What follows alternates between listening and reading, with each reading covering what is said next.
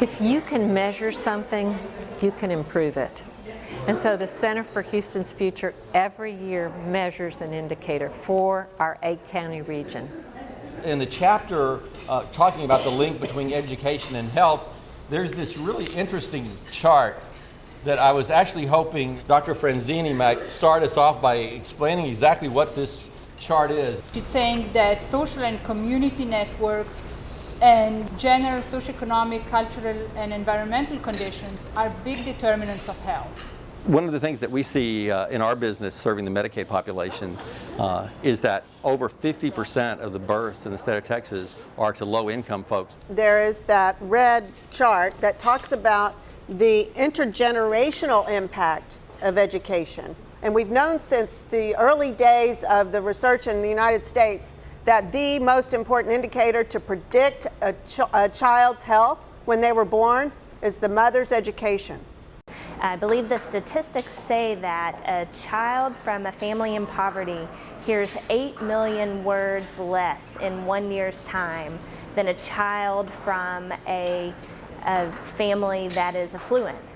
90% of brain development happens by age 4, and if a child starts first grade behind and not on a first grade reading level, that they're unlikely to ever catch up. Up until 3rd grade, you're learning to read, but after 3rd grade, you're reading to learn. We need to track all the way through, or they won't be ready for college. They won't be ready to read refrigeration manuals. They won't be ready for anything after high school. I dropped out in 10th grade just because I was lazy. I mean, in the time that I didn't go to school, I wasn't going anywhere with my life. You know, it wasn't moving.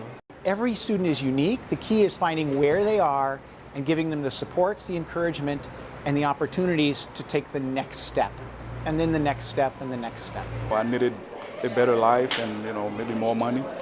So I decided to come back and, search for a higher degree.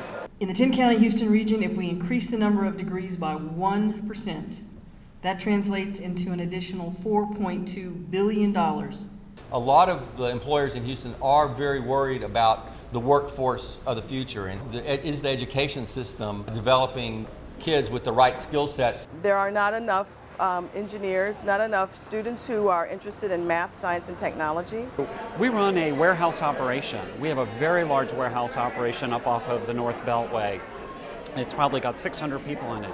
I struggle to find mechanics, electrical and plumbing folks, people who can work on truck engines. For Shell, the last count was about 800 jobs that we were trying to fill. 500 of those are in our upstream business. For the industry overall, my guess is that it's probably a couple thousand when you add together all of the energy companies that are even in the city alone.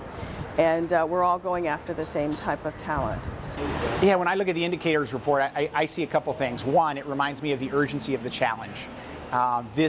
We need to be working on this hard and fast. But then also seeing that there's hope, right? We can make progress. And that when we're all working together, we can see progress on those indicators that gives us the assurance that we're moving in the right direction.